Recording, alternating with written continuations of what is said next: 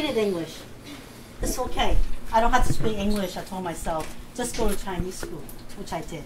So every day in English school, and every day in Chinese school, I come alive. Chinese school is like another world. They all speak my language, the Cantonese.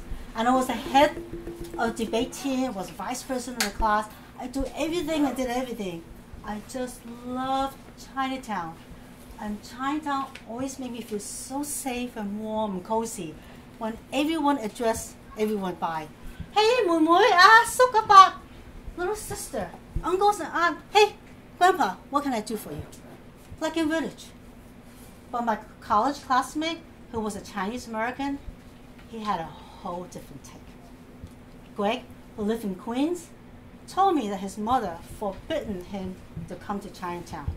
I said, why? Because he said Chinatown is a ghetto. And it's a dangerous place where young men shoot everyone on the streets. But Greg came anyway, every weekend, to see Bruce Lee movies and other Kung Fu, and many other Kung Fu films that were shown only in Chinatown in the early 1970s. But the more shocking and more surprising thing I've heard is from another person, another classmate, a Chinese American, named Rita. Rita came up to me in school, and she told me this. Margaret, my Kung Fu master, Wan Sifu, asked me to ask you, if you would go home and ask your father if he would come out and teach Kung Fu. Wait, my father knows Kung Fu? My father, who's this little man who's very thin, weighs about 100 pounds, is now in his late 60s, is going to teach Kung Fu? Oh no. I went home and I confronted him, and he admitted it. I said, why didn't you tell us you know Kung Fu? And we could have learned some stuff from you, right? And this is what he said. The gang war is very real in Chinatown. And some of the gang members know martial arts. I was really afraid that your two brothers would entangle in gangs. So I've decided to hide this from you. A few years after that conversation, my father got ill and passed away very suddenly.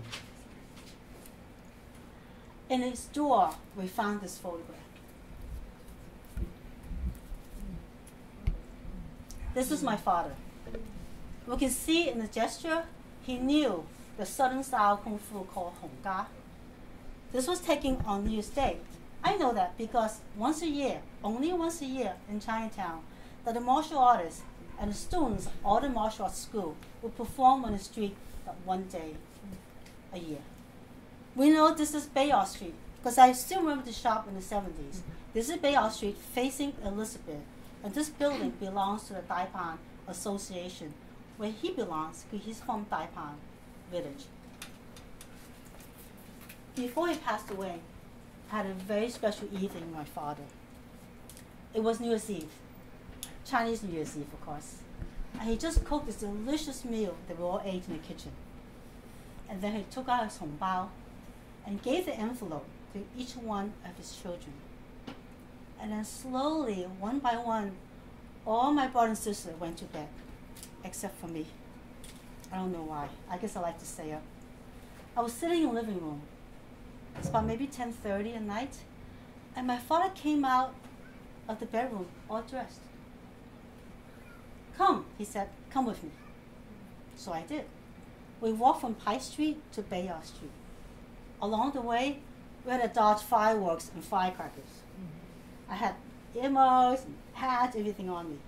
And then as we get closer to Chinatown, the sound of gongs and drums are getting, cymbals are getting louder and louder as we go up to the second floor. And once I enter, the world changed. It was a room about 3 times the size. It was all lit up. There's some incense in the corner, filled with people.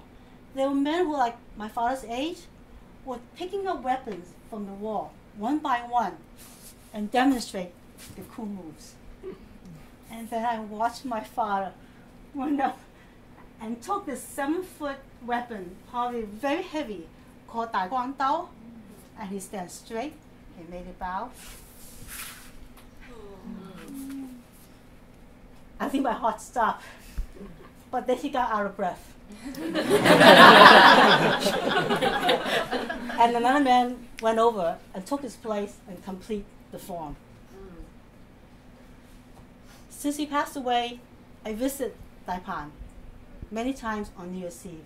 I just go there by myself, and they welcome me. They don't say anything. There's always somebody recognizes me as the daughter of my father. I just sat there and just taking it all. In 2010, I invited my brother James. I said, "You should come join me." He's now married and have 2 young boys and living in Jersey City. So he brought his whole family along, and we've been going there ever since. We usually start about getting there like 11:15 or so, and we have cotton stuffed in our ears. And they would just watch. Now, it's not just the old men. The young men are doing it too. The young men, the old men, they're all playing the instrument, and they're all showing off their kung fu, tease each other, they like give each other beer, and my 2 nephews standing going, oh, I could tell that they want to join them if they can. And then comes the special part, which they dance the Keilun. That Keilun is a mystical animal, and only Taipan Association do this dance in New York. It's not the lion, it's not the dragon, and it's loosely translated as unicorn. So, one Sifu, I mentioned the Sifu before, he's Taipan, that's why he knows my father. He does a ceremony where he put a little ink onto the new eyes of the Keilun, and they come alive. And then midnight approaches. Musicians and dancers, which were actually martial artists, took all the equipment and descend down the stairs onto the street. And everyone followed onto the streets, Bayard Street. And the music began again. And 5 to 6 Keilun would jump up and down and running around. I invite you, all of you, on the next New Year, New Year's Eve, right before midnight, come to Bayard Street, that intersect with Elizabeth Street, and watch this ritual, and take in the love and the spirit of my father's Chinatown, my Chinatown, and now my nephew's Chinatown. Thank you.